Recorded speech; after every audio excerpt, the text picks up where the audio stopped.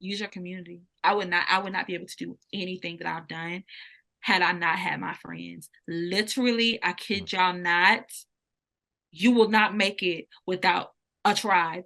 Period. Like anything that you've seen on my page, I've had shout out to Milan, shout out to Ariana for always being willing to do hair. Shout out to Bubbles for always being willing to do makeup. Shout out to Alexis who's been ready on go to be a PA from day one. Like shout out to Adonis Films who's always willing to Adonis Films.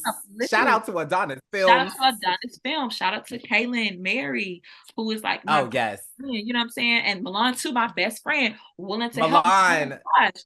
I forgot. Shout out to Sierra Michelle, who also does makeup. Like, Oh baby, that's a trifecta right there.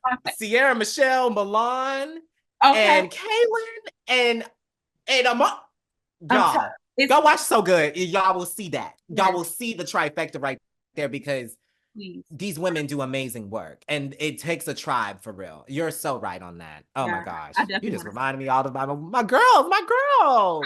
Because it's so important. And it's like sometimes like we be wanting to do it by ourselves because like, hold on one second. Because we want to be like, it's our baby and stuff. Like I couldn't do none of it. Like even like from sound, shout out to Shane Massey who does my graphics. Shout out to Ali who is doing my sound mixing every time I get on his nerves. Like literally, I would not be where I am. And shout out to Jeremiah who's an editor, like who's willing to like Right.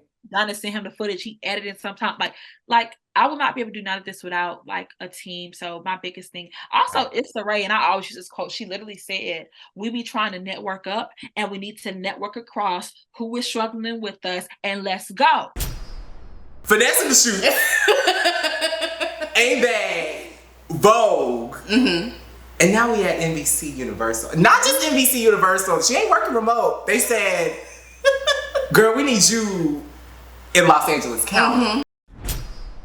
Applying for jobs or looking for positions and like, oh, we need 3 to 5 years of experience in a professional position and X, Y, and Z. And we're just like, you automatically cancel. You automatically cancel the application because you're just like, well, I'm not qualified. But it's like, you have to outweigh those and think of like, what skill sets and talents that you foster or that you are honing in and how that can help you do that job or progress in that job or foster in that job. Right. So I love the fact that you didn't limit yourself to that one niche or like saying you didn't have the credentials or you heard people saying, well, why is she getting it? Or, how does she fit and I don't fit? Right. But, it's not always about the credentials. It's about, sometimes it's about who you know. Mm-hmm. A lot of it is about who you know. Mm-hmm. If Joe Blow, Uncle know the head of such and such, then you win. Then you win. Mm-hmm. But sometimes they look at something that's not.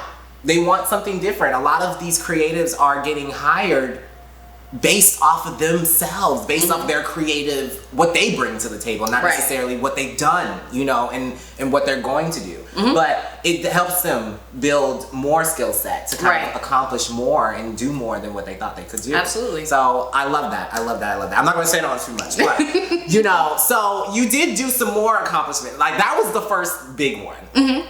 I don't know if that was your big one. I don't know if it was mine. It was a side mission. It was a side mission. It was a little side. It was a little detour. A little detour. But like this is the one that I was like I knew about because shout out to Alex. Shout out to one of my producers, Alex Broom. We love Alex. We do love Alex. But when she told me she had this secret shoot that she had to do, and it was just she was like, I'm working with Emerald on this shoot, and I was like, oh okay. I was like, what is Emerald doing? Like, I didn't even know. She didn't tell me nothing. Alex didn't tell me nothing. I just saw the photos drop. Mm-hmm. Mm-hmm. And it was not just Instagram. It was in an article. And not just no article. Mm-hmm. It was Vogue Italia. Mm-hmm. Tell us about how you scored that, first of all. So... Once again, I don't think that's it. So I think so there was a photographer that I worked with at Ain't Bad. His name was Gilly. Mm-hmm. So sweet, phenomenal photographer. He sent me a link and they were like, oh, Vogue Italia's doing portfolio reviews. I'm like, okay. But I was just like, well, let's just see what's gonna happen. So I submit. A couple months go by, and then I get an email like, you've been selected. I could have passed out. I said, what? What?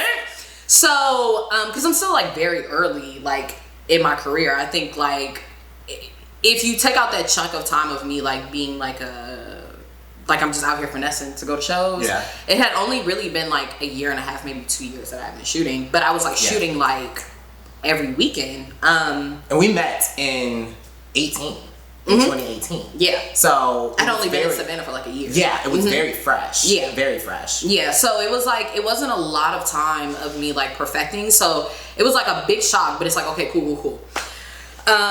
So time goes by again. And I end up having a conversation with an editor from Vogue Italia. And funny story. Okay. Obviously they're based in Italy. So I'm up here like just like, I got my phone over here. I'm like, okay, this is what time it is in Italy. This is what time she wants to talk. This is time here. So I need to get myself centered because I'm anxious. I'm nervous. It's Italy. It's Italy. Right, it's Vogue. It's Vogue. And they're doing it. Anna. And they're doing It's really Anna. And they're doing a Q&A like about me. So I'm just like, okay, girl, you need to get it together. Right. So I was like sitting by my window and I'm like burning sage. I get an email and the editor is like, hey, are we still meeting? I'm like, I'm late, right? I'm not late to anything. Oh, I was about to say, did you miss the meeting? Did you miss? But I was late and I'm like, oh my God, like I'm making a terrible like first impression. Like I look like I'm not taking it seriously. So I just hop up, right? I like throw on a turtleneck, put my hair back and just go. Cause I'm thinking I'm hours ahead. Like I have time to prepare. Yeah. We get on the call. She's so sweet. She's giving me all this knowledge. And by my window, the sage is still burning. The sage didn't burn through other sage. So now my room is filling with smoke. My eyes are burning. My camera's on Zoom. I'm like sweating. And you over here I am freaking out. My smoke alarm starts to go off during the call. Oh my God. It was insane. Like I could have died from embarrassment, anxiety. And smoke inhalation. You feel me? Like, but it's just like, okay, like, all right. But outside of all the distractions of the house burning down, the devil will come. The devil will try you. The devil will try you, baby. It went really good, and I think I held my composure very well because the Q&A was so well written. And then once I saw it drop, I was like, oh, this is insane. Yeah. And then I think from there, like a shoot with Alex, another one, ended up being published in Vogue on their Instagram. And I'm just like, well, this is great. Like, this is lovely, but I don't. We get an article and we get a post. We're winning. We're up. And it was for new work, so it was just like a really, really dope opportunity. And I think that was like one thing that was like, you on the right path. Like, you know what you're doing to get that recognition. So that was fire. Oh my gosh, congratulations. Like, Vogue Italia. It was crazy. That's crazy. Yeah, it was wild. Crazy. Vogue and Emerald, it was just like. Vogue and Emerald. Yeah. Vogue and Emerald. We love it. We need another collab. We need another one. Anna. Right. But, oh my gosh. So, coming off of the Vogue hoorah, you know, this is the kicker. So that was what, 1920, right? 19. That was 19. Yeah, I think it was like pre-COVID. Yeah, pre-COVID. We go through COVID, and also Emerald was the stills photographer, and the creative director for all of our like exposure, the world of exposure, photography, and all of the, you know, cast, crew, set photos. All of those are coming off of Emerald, and she did it so well in the proof of exposure, like the first one with Shaquem and the whole main crew, that I was like, Emerald, I need you. It's like that, like, because we used her images for references, you know, for color and for a lot of different things. Ethan and I used a lot of that to kind of build this world, because the world was still building as we were filming, and I was writing, and then we shot Zier, and this is when Emerald left. This is when Emerald took off, and I mean, You took off for a mighty great reason. And I wanted, and she never came back. Like, she was like, I was like, how do I get you back? I need you back. And she's like, I can't come back. I can't come back. And, but like, you took off, and the reason why you took off, and I couldn't get her back because I was one proud. I was like, hell no, you don't need to come back. You need to go do this. But we graduated. We graduated. COVID. Jesus. Yeah. Bless us. And you got a job at NBC Universal. A wild ride. Ain't bad. Vogue. No, let's Finesse in the shoot. Ain't bad. Vogue. And now we at NBC Universal. Not just NBC Universal. She ain't working remote. They said, girl, we need you in Los Angeles County. I'm in Hollywood, Lindsay. Get the eye of the tiger. A lot of people don't realize that her and Chance and a lot of other artists were pivotal pioneers to making streaming count towards sales. And that's like a big deal now. That's literally how a lot of your artists, your faves, pay their bills, is through streaming. Because they're not selling albums. But okay. We getting off topic. Let's go back to Pink Friday Gag City tour. Pink Friday Gag City. We enjoyed the start of everything. Everything looked nice and everything looked like granted. It was in pink. We had 50's drink. What was his yes, let's talk about 50 Cent. Oh my gosh. He said him and okay, really quickly too, and I'm probably going off on a tangent. I'm gonna try and make this really quick. But besides him not only performing at the tour, him being on the album, he was also having us sample his amazing new drinks that he has. And on top of that, he's got an animated series coming out that is featuring and starring Nicki Minaj. I believe she's going to be doing some more voice acting, so that is going to be very exciting. I am super excited, one, about the animation, because that's just, I love Nicki Minaj in the sense of acting. I don't know why, but it's just like, and her voice acting is fun. Perfect. It's good. It's really good. It's really good. You know, Mama's an actor. LaGuardia, baby. LaGuardia. Yes. And but the drinks. Okay, so we our bar that was connected to the suite was at the 50 Club, which 50 Cent is now a new resident in Houston. Shout out to Houston. Shout out to 50. He's doing a lot of big things for the city and growing the media entertainment field and industry there, and launching studios and bringing a lot of media and entertainment to the city. So with him being affiliated with Houston, he has his own club at the Toyota Center, and it's called the 50 Club. We had tried his new drinks called 21 Questions. They're a frozen drink, strawberry based, with his Branson cognac infused, and it's a really, really, really good drink. Very refreshing. I actually had two. And they be hitting, baby, because Branson cognac is smooth, baby. Baby, it hit, and the taste was just immaculate. So shout out to you. Send us a bottle. Send us a bottle so we can get it popping.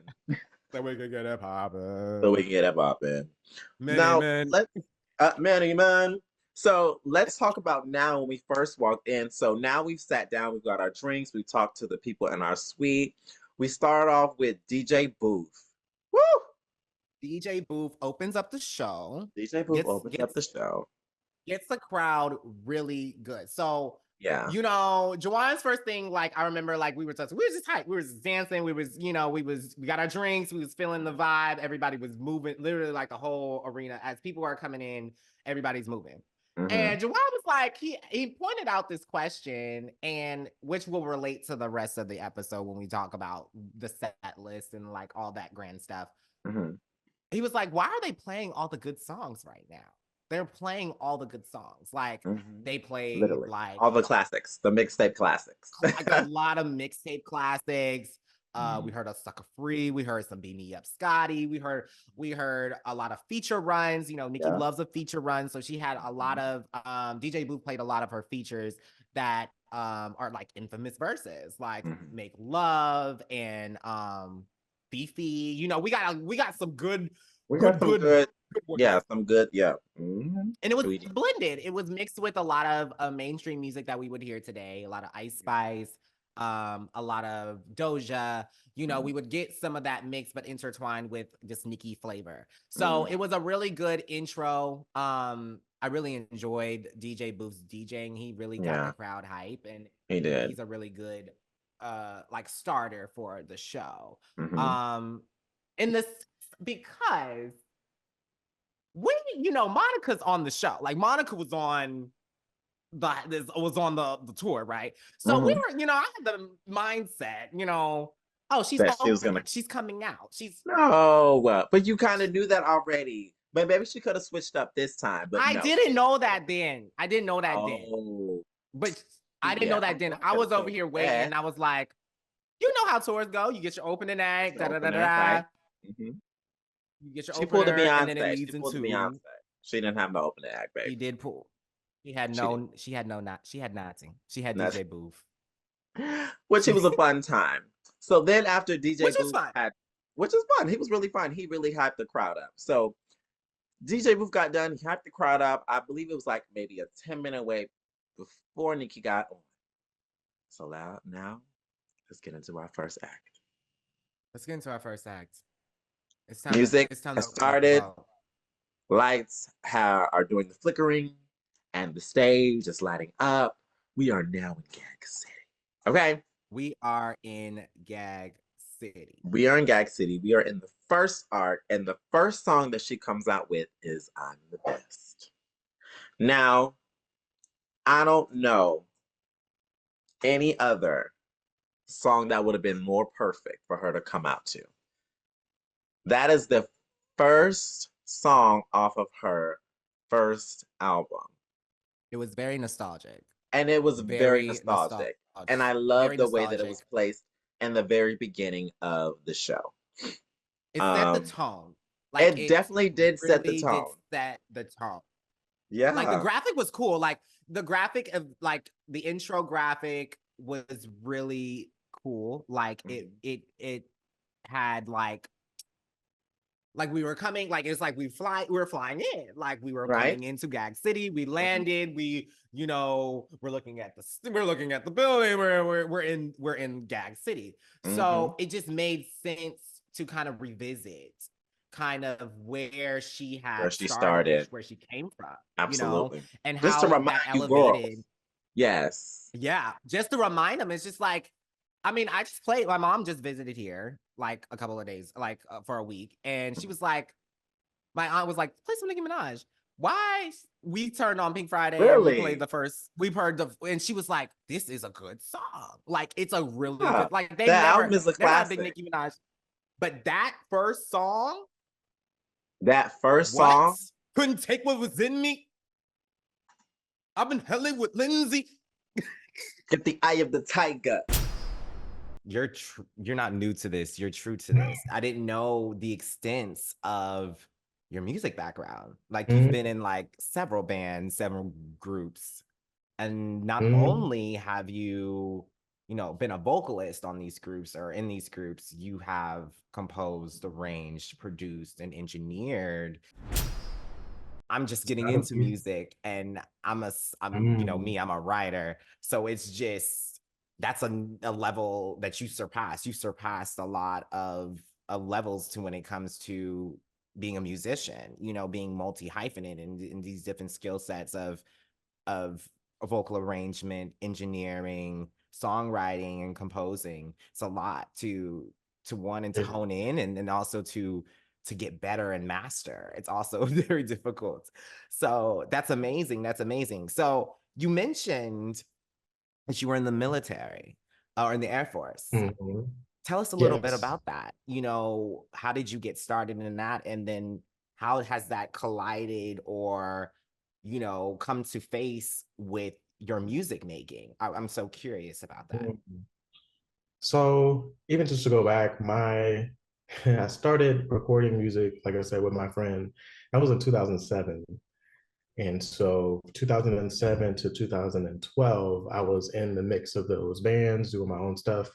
I want to say around, 2011, when one of my other friends was like, you need to make your own music. Yeah, I see you in all these groups and that's fine, but like it was like one of the first moments where someone told me that I was special.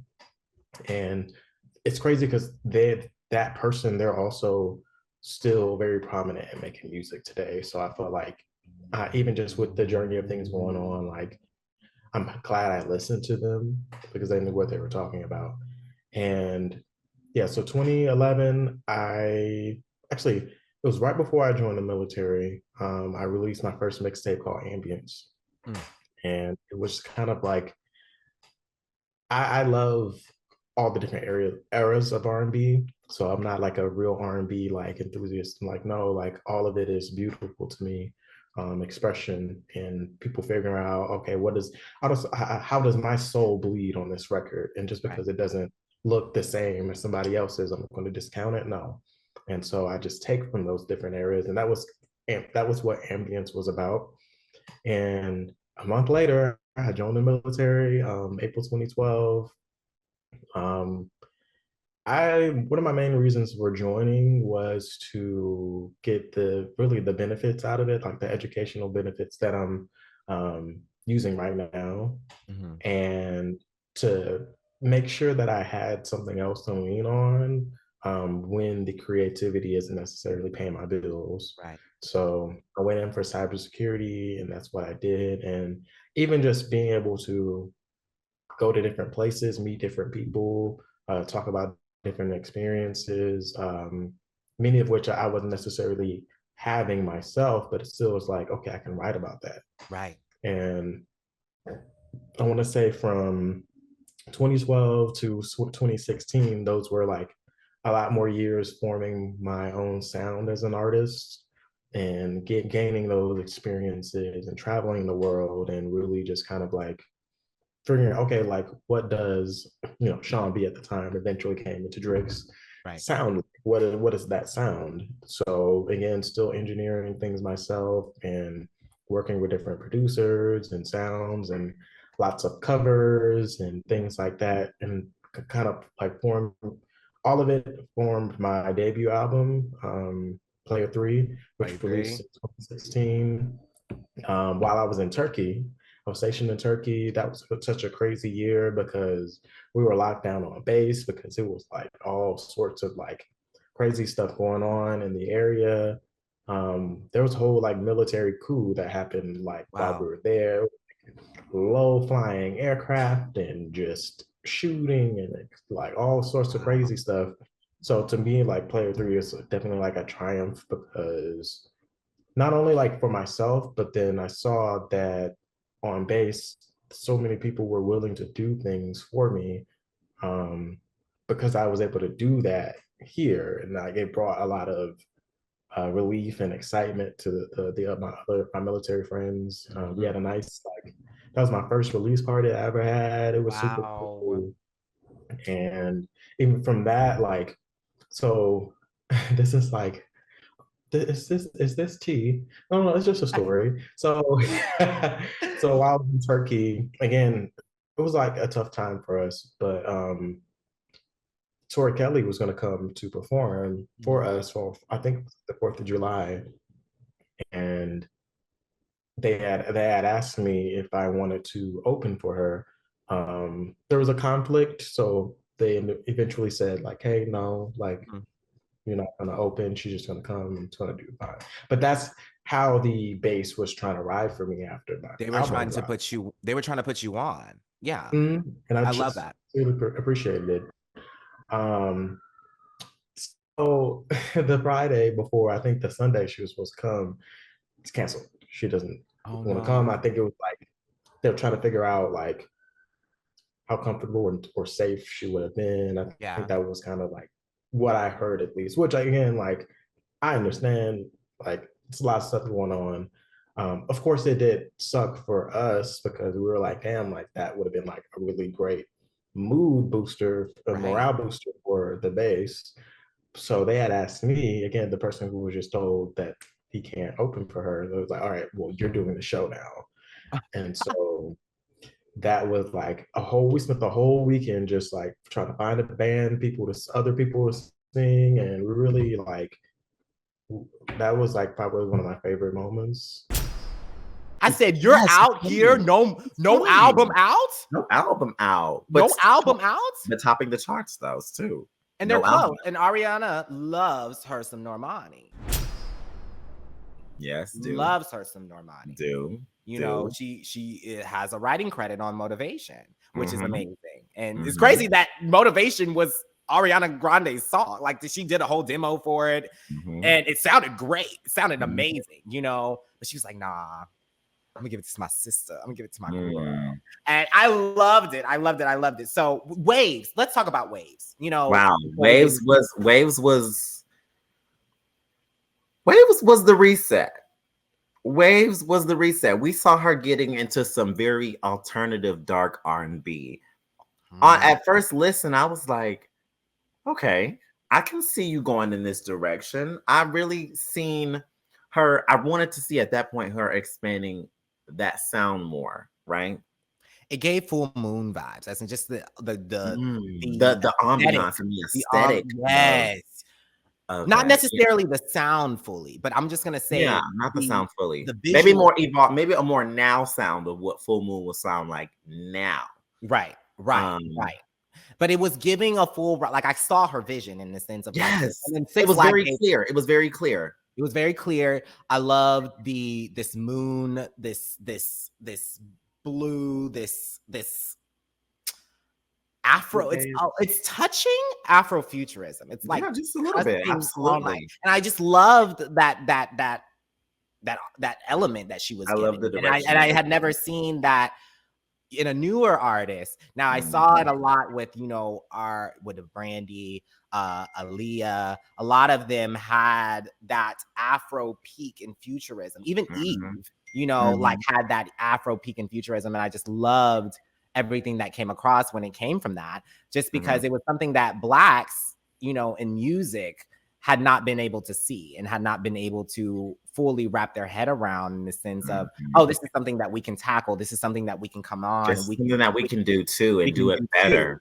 We can do it better. This is where it originated from. Let's be clear. Let's talk about it. That's another story for another day. But, you know, that set up the tone. I think Waves set the tone, and we're like, okay, we get this.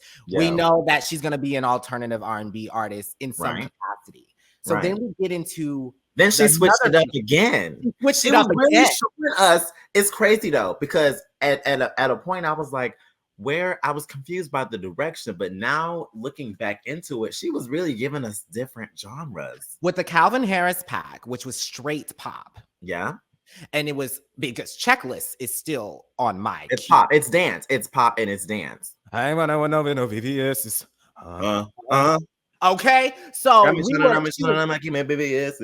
that should have been marketed. That should have been pushed in the summer. Yeah, like that should have been. It definitely wasn't pushed enough. Yes, and even the song that's the other song that's on there was a very nice, smooth pop song. Like, it wasn't something that I would see on the radio. It wasn't something that I would see promoted, but it's something that would fill in that same thing and say, okay, she can do this too. And but really, it was the Sam Smith collaboration that really put Dancing her with the Strangers. That gave her wow.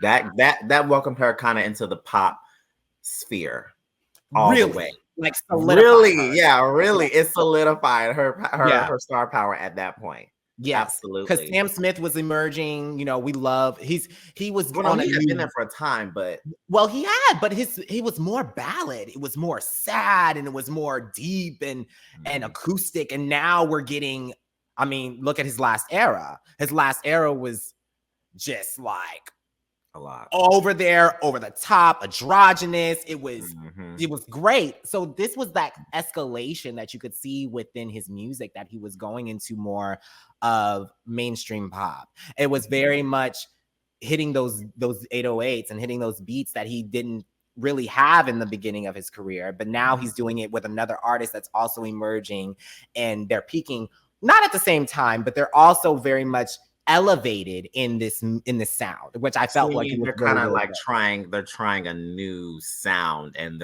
they both, you're saying they both tried a new sound, and it ended up really good. They ended up succeeding Blending very well, like blending Absolutely. very well on the song. And I think that was one reason that I still play the song to this day, because it's just a really good song. And also it's nostalgic. Like it's that 2019 peak, pre-COVID. So I know, like, I still reminisce on pre-COVID music just because the shift in music in 2020, the shift in the industry as a whole was crazy. It was something that we had never seen before. So, understanding that tone of music before that shift is still good, like to reminisce and still to capture and see what artists were doing and making before they were locked down and they started to emerge in other realms of music. So in that 2019 break, baby, OMG, we get the song. We get the song. That was the supreme of the year. Top single attached to no album. I'm upset though, because justice for that song. We didn't get enough for that song. And I would say she had an early, it was lots of stumbling and falling.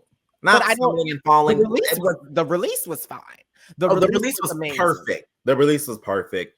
Everything after the video, I think it just, to me, after the MTV Awards, it plummeted for me. But let me tell you something. Even in that MTV Awards, there was issue. MTV, I love MTV. I think we've all grown up on MTV, and we still have love for MTV, even now in the space that it's not even music focused anymore.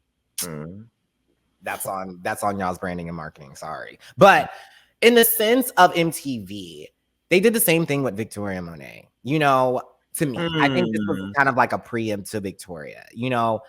They had, this song was airplay. This song was everywhere. This song was the song of that. It blew up on social media. It blew up on social media, blew up everywhere.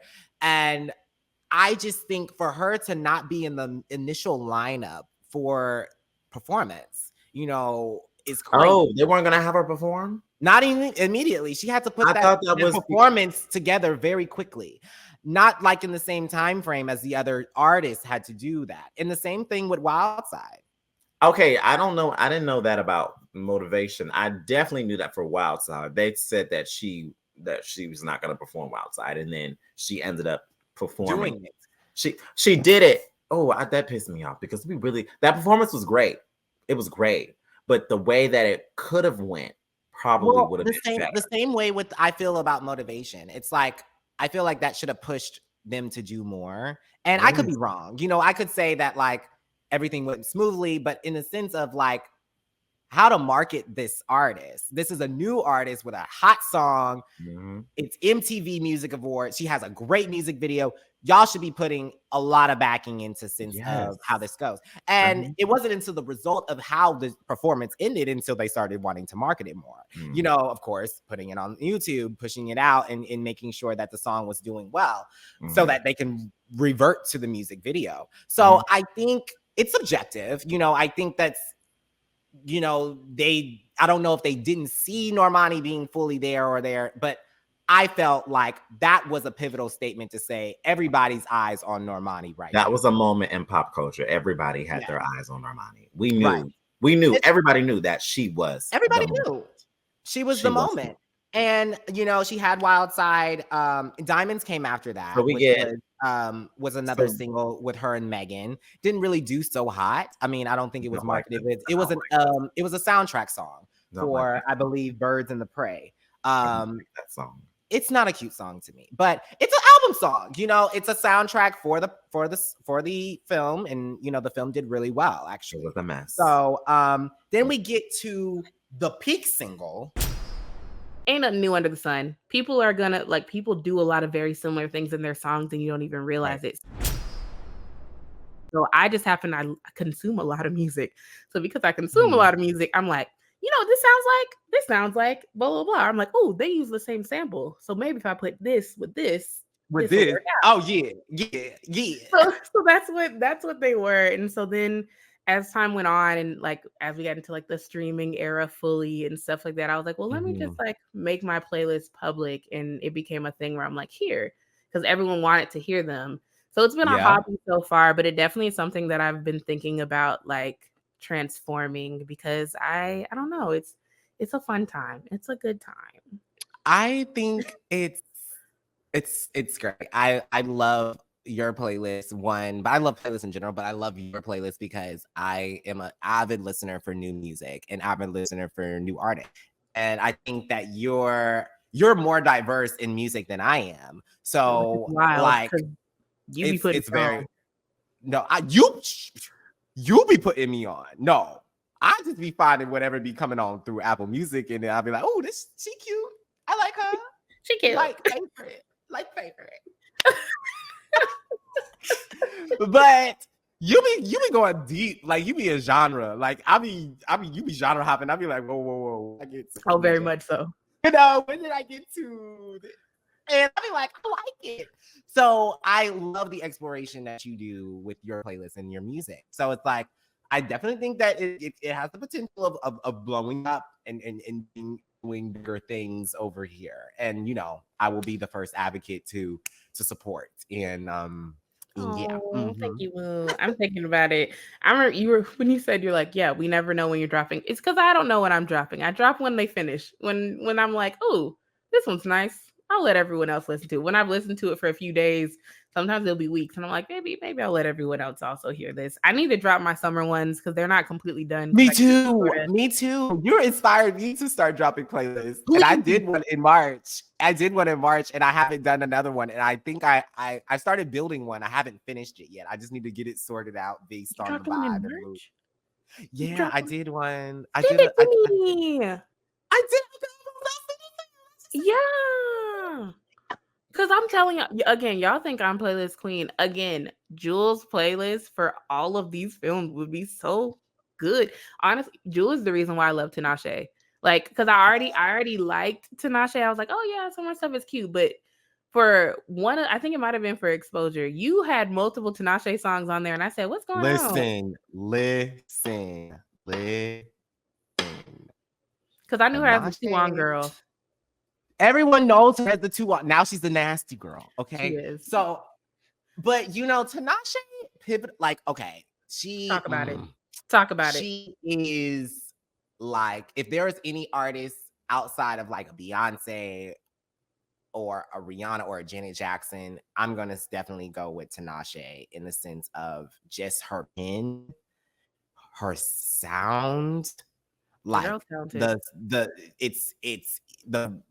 sound that she creates and evokes and the lyrics that blend on top of that, her layers and her stacking, like the production of her music is captivating to me. Like I see movies, I see scenes, and I see all of it. And I say that because I've listened to her mixtapes, I've listened to all of her albums, specifically for Exposure and 5-9 Exposure. I was heavily in that Joyride, you know, Songs for You album, very much like that was the round there. And also just like even Aquarius, you know, project with RCA. Like I think I had a lot of that, you know, Bet on It and you know, like all those like those alternative, I say she's a pioneer in this alternative R&B world because like she has these sounds that we even like never heard of. Even like 2-on, I've never heard a song like that before 2-on, you know.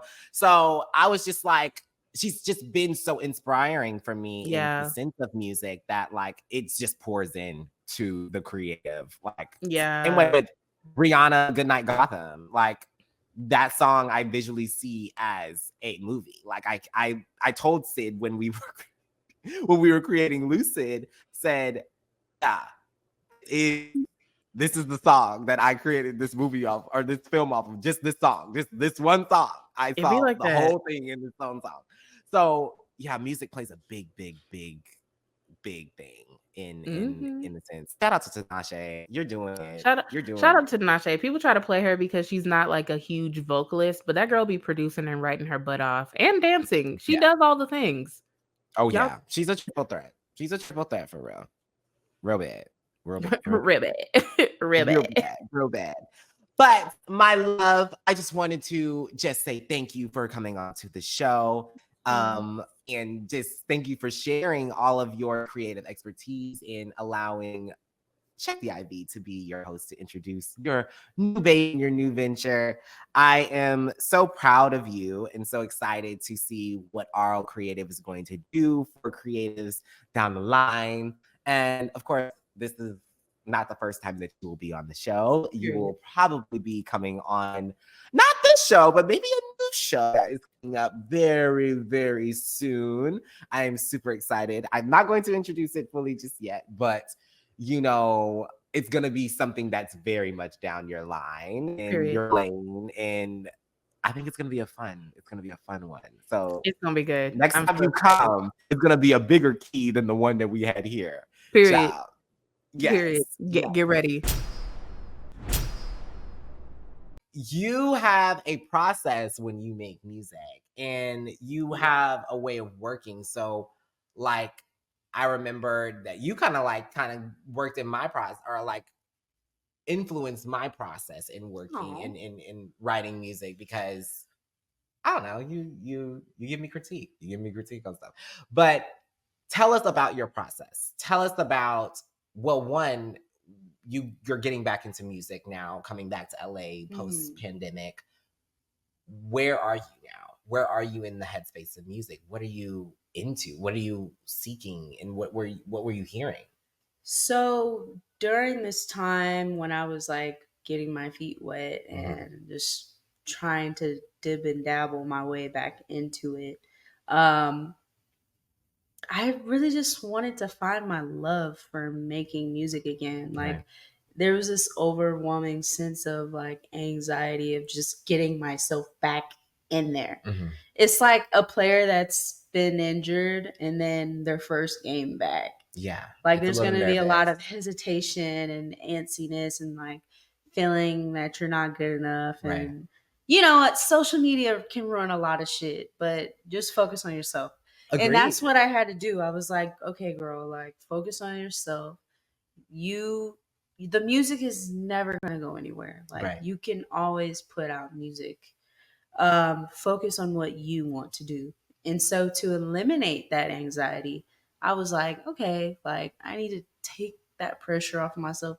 Just fucking have fun with it. Like just have fun. Literally, just fucking have fun. Just fucking have fun. Yes. And that sparked it. That sparked it for you. And speaking of just having fun, so your process on this in the sense of when you got back into creating music and getting things back into the swing of things, creatively for you, what came out of it? Like what happened? What sounds were you listening to? Were you inspired by certain people, certain artists, certain themes? Like what were you headed to and what kind of emerged out of that?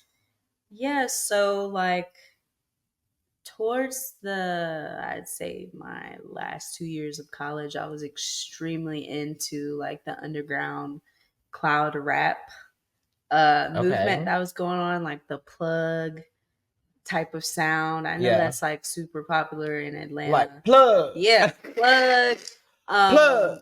That's my stuff. I grew up in like the Lil B era, and like apparently he's considered like one of the forefathers of cloud rap. Okay. Which makes sense because he had like Clams Casino and like the Clams Casino and ASAP collabs that were happening. But then also you get In Abundance by Playboi Carti, which I was there during that SoundCloud era. I was there. Y'all may not have been there, but I was there. Maybe I'm a little late. I like Playboi Carti. And like, I'm not sure if you are familiar with Awful Records with like Ethereal. It was like Ethereal, Playboi Carti. Abra?